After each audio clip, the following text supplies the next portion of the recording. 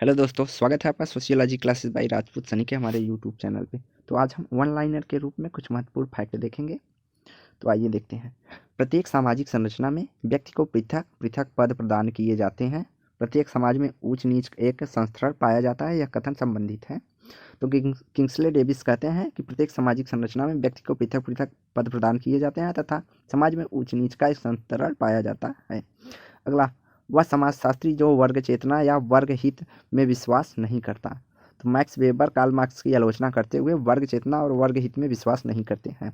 अगला है सामाजिक स्तरीकरण समाज में पाई जाने वाली असमान शक्ति का एक संगठित अभिव्यक्ति है। यह कथन संबंधित है। तो मैक्स वेबर कहते हैं सामाजिक स्तरीकरण समाज में पाई जाने वाली असमान शक्ति का एक संगठित अभिव्यक्ति है।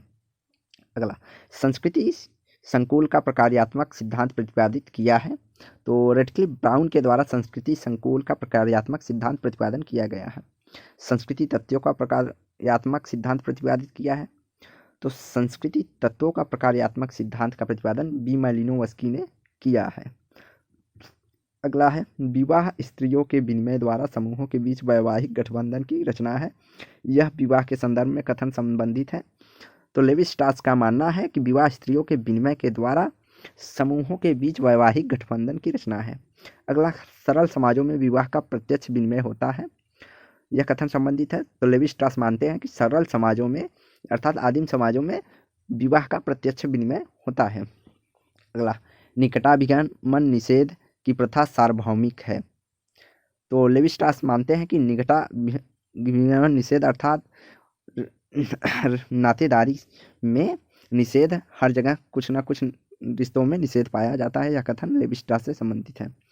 अगला, संस्कृति एक मानसिक रचना है जबकि नातेदारी अणु संरचना है। तो लेवी स्ट्रास का कथन है संस्कृति एक मानसिक संरचना है जबकि नातेदारी अणु है।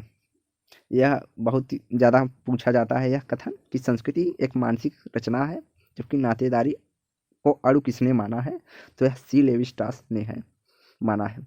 निजाति शास्त्र सर्वप्रथम मनोविज्ञान है। यह कथन संबंधित है। तो लेवी स्ट्रास मानते हैं कि निजाति शास्त्र सर्वप्रथम मनोविज्ञान है। अगला है समाज में स्वयं के रूपांतरण के बीच निरंतर गतिशील होते हैं। तो एडमंड लीच का कथन है कि समाज स्वयं के रूपांतरण के बीच निरंतर गतिशील होता है। अगला, संस्कृति भी जीवन की भांति जन्म विकास पतन मृत्यु के क्रमिक स्तरों से गुजरती है। तो क्रोबर का मानना है कि संस्कृति भी जीवन की भांति जन्म विकास पतन मृत्यु आदि क्रमिक स्तरों से गुजरता है अर्थात कोई भी संस्कृति हमेशा के लिए नहीं रहती। संस्कृति की व्याख्या की प्रवाल भित्ति के रूप में किसने की है। तो संस्कृति की व्याख्या प्रवाल भित्ति के रूप में क्रोबर करते हैं। अगला है संस्कृति अन्य सभी वस्तुओं की जननी है माना है। तो संस्कृति को अन्य सभी वस्तुओं की जननी क्रोबर मानते हैं। मानव संस्कृति को अधिजैविक या सुपर ऑर्गेनिक की संज्ञा किसने दी है। तो क्रोबर के अनुसार संस्कृति को अधिजैविक या सुपर ऑर्गेनिक की संज्ञा देते हैं। अगला, विभिन्न सभ्यताओं के विकास की वक्र रेखाओं में कोई निश्चयात्मक समानताएं नहीं है। यह कथन संबंधित है। तो क्रोबर मानते हैं कि विभिन्न सभ्यताओं के विकास की वक्र रेखाओं में कोई निश्चयात्मक समानताएं नहीं पाई जाती। अगला, प्राथमिक एवं द्वितीयक संस्था की अवधारणा का प्रतिपादन किसने किया है। तो अब्राहम कार्डिनर के द्वारा प्राथमिक एवं द्वितीयक संस्था की बात की जाती है सर्वप्रथम। अगला, विवाह का जन्म शाही अभिषेक से हुआ है। यह कथन संबंधित है। तो होकार्ट मानते हैं कि विवाह का जन्म शाही अभिषेक से हुआ है। दोहरे मृतक संस्कार का अध्ययन किसने किया है। तो हर्टज ने दोहरे मृतक संस्कार का अध्ययन किया है। अगला है मानव समाज भूख से भरा होता है। यह कथन संबंधित है। तो कामेज मानते हैं कि मानव समाज भूख से भरा होता है। अगला है जनसंख्या वृद्धि परिस्थिति की स्थिरता और प्रौद्योगिकी परिवर्तन इतिहास को चालित करने वाली आधारभूत शक्ति है। तो मार्विन हैरिस मानते हैं जनसंख्या वृद्धि पारिस्थितिकी की स्थिरता और प्रौद्योगिकी परिवर्तन इतिहास को चालित करने वाला आधारभूत शक्ति है। अगला, समाज में प्रजातंत्र के विकास में गुटबाजी एक संक्रमणशील अवस्था है। तो पॉल ब्रास मानते हैं प्रजातंत्र को गुटबाजी की एक संक्रमणशील अवस्था के रूप में पॉल ब्रास देखते हैं। अगला, भारतीय राजनीति गुटबाजी से ग्रसित है क्योंकि यह पारंपरिक रूप से भारत एक गुटीय समाज है।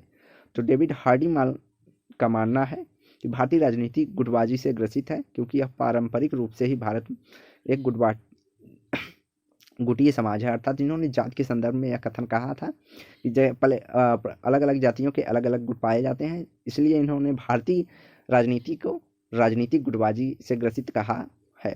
अगला, प्राथमिक समूहों का निर्माण द्वितीयक समूहों के रूप में होता है, यह कथन संबंध है। तो प्राथमिक समूहों का निर्माण द्वितीयक समूहों से होता है, यह कथन स्टीवर्ट एवं ग्लिन से संबंधित है। संस्था को कुछ आदर्श नियमों का संग्रह माना है। तो एडरसन मानते हैं कि संस्था कुछ आदर्श नियमों का संग्रह है। अगला, समूह में निष्ठा और एकात्मकता स्वयं विकसित नहीं होती है, यह कथन संबंधित है। तो किंग्सले डेविस कहते हैं कि समूह में निष्ठा और एकात्मकता स्वयं विकसित नहीं होती, बल्कि उसे विकसित करना पड़ता है। अगला, आमने सामने के संबंध प्राथमिक समूह के लिए पूर्णतः आवश्यक नहीं है। तो फेरिस मानते हैं कि आमने सामने के संबंध प्राथमिक समूह के लिए पूर्णतः आवश्यक नहीं है, जबकि मैकाइबर एवं पेज ने आमने सामने के संबंध पे अत्यधिक जोर दिया है। प्राथमिक समूह में परस्पर घनिष्ठ आमने सामने के संपर्क होते हैं और सभी व्यक्ति समरूप कार्य करते हैं। तो यह कथन किससे संबंधित है? किम्बाल यंग मानते हैं कि प्राथमिक समूह में परस्पर घनिष्ठ आमने सामने के संपर्क होते हैं और सभी व्यक्ति समरूप कार्य करते हैं। प्राथमिक समूह व्यक्तिगत संबंधों पर आधारित होता है, जिसमें सदस्य तत्काल एक दूसरे के साथ व्यवहार करते हैं, यह कथन संबंधित है। तो जिन्सबर्ट मानते हैं कि प्राथमिक समूह व्यक्तिगत संबंधों पर आधारित होता है, जिसके सदस्य तत्काल एक दूसरे के साथ व्यवहार करते हैं। अगला है जीवन चक्र की 3 अवस्थाओं, बाल्यावस्था, युवावस्था और वृद्धावस्था का उल्लेख किसने किया है? तो एस.सी. दुबे ने जीवन चक्र की 3 अवस्थाओं बाल्यावस्था, युवावस्था और वृद्धावस्था का उल्लेख किया है। अगला है भारत में कोई भी गांव स्वायत्त और स्वावलंबी नहीं है, यह कथन संबंधित है। तो एस.सी. दुबे मानते हैं भारत में कोई भी गांव स्वायत्त एवं स्वावलंबी नहीं है। अगला, श्रम विभाजन के आधार पर व्यावसायिक वर्गों एवं समूहों का विश्लेषण किया है। तो नील जे स्मेंसन ने श्रम विभाजन के आधार पर व्यावसायिक वर्गों एवं समूहों का विश्लेषण किया है। अगला, श्रम विभाजन के आधार पर सामाजिक संस्करण का विश्लेषण किया है। तो श्रम विभाजन के आधार पर सामाजिक संस्करण का विश्लेषण कार्ल मार्क्स करते हैं। श्रम विभाजन के आधार पर वर्ग संरचना सिद्धांत का प्रतिपादन किसने किया है? तो एंजल्स ने श्रम विभाजन के आधार पर वर्ग संरचना का सिद्धांत प्रतिपादित किया है। अगला, मनुष्य की प्रवृत्ति से ही असमान है, यह कथन संबंधित है। मनुष्य प्रवृत्ति से ही असमान है। तो यह कथन अरस्तु, ग्लूकान और एंडी मर्स से संबंधित है कि मनुष्य प्रवृत्ति से ही असमान है। स्वस्थ प्रतिस्पर्धा विस्तृत सामाजिक अनुभव या ज्ञान को बढ़ाने में योगदान या योग देती है, यह कथन संबंधित है। तो C.H. कूले मानते हैं कि स्वस्थ प्रतिस्पर्धा विस्तृत सामाजिक अनुभव या ज्ञान को बढ़ाने का योग देती है। संघर्ष समस्त चेतन जीवन के आधार पर उत्पत्ति के मूल हैं। तो मैकाइबर एवं पेज मानते हैं कि संघर्ष समस्त चेतन के जीवन के आधार पर उत्पत्ति के मूल हैं। अगला, संघर्ष से समूह विशेष में एकता पनपती है, पर समाज व्यवस्था को इससे हानि उठानी पड़ती है। तो गोल्डथॉर्प मानते हैं कि संघर्ष में समूह विशेष में एकता तो पनपती है, पर समाज व्यवस्था को इसकी हानि अर्थात संघर्ष होने पर हानि उठानी पड़ती है। श्रम विभाजन का जन्म अधिकाधिक समृद्धि और संपत्ति के संचय की एक चाह एवं ललक से हुआ है। तो फर्ग्यूसन मानते हैं कि श्रम विभाजन का जन्म अधिकाधिक समृद्धि और संपत्ति के संचयन की चाह एवं ललक से हुआ, अर्थात निजी संपत्ति के संचय से हुआ है। हितों के विरोध की अपेक्षा मनोभाव के विरोध के कारण युद्ध अधिक होते हैं। तो फर्ग्यूसन मानते हैं कि हितों के विरोध की अपेक्षा मनोभावों के विरोध के कारण ही अधिक युद्ध होते हैं। अगला है, सामाजिक संरचना संबंधों का एक तंत्र है। यह तंत्र प्रतिमानों, नियमों और कार्य विधियों पर द्वारा नियंत्रित किया जाता है। तो इवांस पिचार्ड ने कहा है कि सामाजिक संरचना संबंधों का एक यंत्र है, जिसके तंत्र के अंतर्गत प्रतिमान, नियम और कार्य विधियां सम्मिलित होती हैं, जो कि सामाजिक या समाज को नियंत्रित करती हैं। हमें सिद्धांतों की जड़ों पर कुल्हाड़ी चलाते समय अपने आप को आश्वस्त करना आवश्यक है। लोवी कहते हैं कि सिद्धांतों की जड़ों अर्थात किसी सिद्धांत की आलोचना कर समय हमें अपने आप को आश्वस्त कर लेना चाहिए। अगला, धर्म एवं समाज को एक ही मान लेने की भूल की है। तो मालिनोवस्की और वान गैनेप ने धर्म एवं समाज को एक ही मान लेने की भूल की है। अगला, सामूहिक रूप से व्यक्ति एवं समाज की ही पूजा करता है। तो यह कथन संबंधित है। तो दुर्खिम ने समाज को सर्वोपरि माना है और उन्होंने कहा सामूहिक रूप से व्यक्ति समाज का ही पूजा करता है। अगला, धर्म एक भ्रांति एवं मानसिक कल्पना है। यह कथन संबंधित है। तो धर्म एक भ्रांति या मानसिक कल्पना है। यह कथन संबंधित है हटलर से। अगला, समाज का अस्तित्व केवल एक समय क्रम के रूप में होता है। यह कथन संबंधित है। तो समाज का मैकाइवर एवं पेज ने कहा है कि समाज का अस्तित्व केवल एक समय क्रम के रूप में होता है।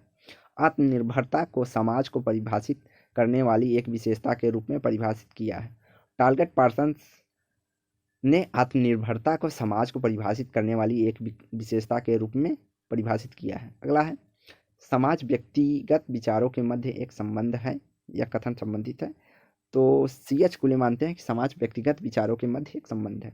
अगला है, अंतर्राष्ट्रीय समाजशास्त्री परिषद के अध्यक्ष के रूप में सम्मानित भारतीय समाजशास्त्री हैं। तो M.N. श्रीनिवास हैं कि अंतर्राष्ट्रीय समाजशास्त्री परिषद के अध्यक्ष के रूप में जो कि सम्मानित हैं। क्रिया व्यवस्था का निर्माण करने वाला तत्व है। अर्थात किसने क्रिया को व्यवस्था का निर्माण करने वाला तत्व माना है? तो टालगट पार्सन्स ने क्रिया को व्यवस्था का निर्माण करने वाला तत्व माना है। अगला, और जबकि मैक्स वेबर वहीं कहते हैं कि समाजशास्त्र सामाजिक क्रियाओं का अध्ययन करता है। अगला है, भारत का प्रत्येक गांव एक गणतंत्र है।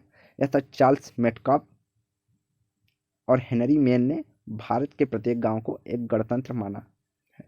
जाति पदक्रम की आधारभूत सिद्धांत सांस्कृतिक पवित्रता एवं अपवित्रता की अवधारणाएं हैं। तो जाति पदक्रम की आधारभूत सिद्धांत सांस्कृतिक पवित्रता एवं अपवित्रता की अवधारणाएं, यह कथन एस.सी. दुबे से संबंधित है। अगला, भारतीय युवाओं की 4 उपसंस्कृतियों का उल्लेख किया है। तो एस.सी. दुबे ने भारतीय युवाओं की 4 उपसंस्कृतियों का उल्लेख किया है। प्रत्येक युग का उत्तरोत्तर नाश होता है और कई भयंकर संकेत परिणाम इसकी पुनर्रचना होती है। जॉर्जेस कुरियर मानते हैं कि प्रत्येक युग का उत्तरोत्तर नाश होता है और कई भयंकर संकेतों के परिणाम के रूप में इसकी पुनर्संरचना होती है। अगला, अपराध एक असामाजिक तथ्य है, मानव कृति है। कोई भी समाज अपराध से पूर्णतया वंचित नहीं है। अर्थात प्रत्येक समाज में अपराध पाया जाता है। यह कथन संबंधित है। तो इमाइल दुर्खिम मानते हैं कि अपराध एक सामान्य घटना है और अपराध को इन्होंने सामाजिक तथ्य माना है और इन्होंने कहा कोई भी समाज अपराध से वंचित नहीं है। अर्थात सभी समाजों में अपराध पाया जाता है। अगला, प्रजातिवाद को मनुष्य की सबसे खतरनाक कल्पित धारणा मानते हैं। तो एलन मॉन्टेस्क्यू ने प्रजातिवाद को मनुष्य की सबसे खतरनाक कल्पित धारणा माना है। अगला, भूमंडल पर शुद्ध प्रजाति नाम की कोई वस्तु नहीं है। तो हावेल मानते हैं कि कोई भी प्रजाति शुद्ध नहीं है, इसलिए उन्होंने कहा कि भूमंडल पर कोई शुद्ध प्रजाति की नाम की कोई वस्तु ही नहीं है।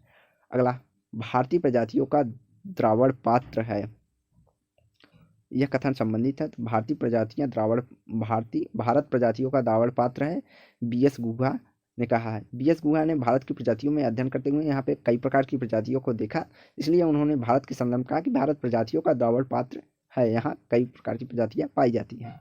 तो B.S. गुहा ने मुख्यतः 6 प्रकार की प्रजातियों का वर्णन किया है। भारत के प्रजातियों का अजायब घर कहा है। तो G.S. कुरियन ने भारत को प्रजातियों का अजायब घर कहा है। जब लोग दूसरे संस्कृति के दरवाजे पर खड़े होते हैं तो अपनी संस्कृति की चेतना आती है, अर्थात यह कथन संबंधित है। तो एंथनी कोहेन कहते हैं कि जब लोग दूसरे संस्कृति के दरवाजे पर खड़े होते हैं तो अपनी संस्कृति की चेतना आती है। अगला, जाति एक आनुभविक वास्तविकता है। तो जाति को एक आनुभविक वास्तविकता के रूप में लुईस ड्यूमो देखते हैं। अगला है, समाज के अंदर सामाजिक परिवर्तन हुआ है लेकिन समाज का परिवर्तन अनुपालित रहा है। तो लुईस ड्यूमो का मानना है कि समाज के अंदर परिवर्तन हुआ है लेकिन समाज का परिवर्तन अनुपालित रहा है। तो यह वीडियो यहीं समाप्त करते हैं। तो वीडियो को लाइक एंड शेयर करें, चैनल को सब्सक्राइब करें। धन्यवाद।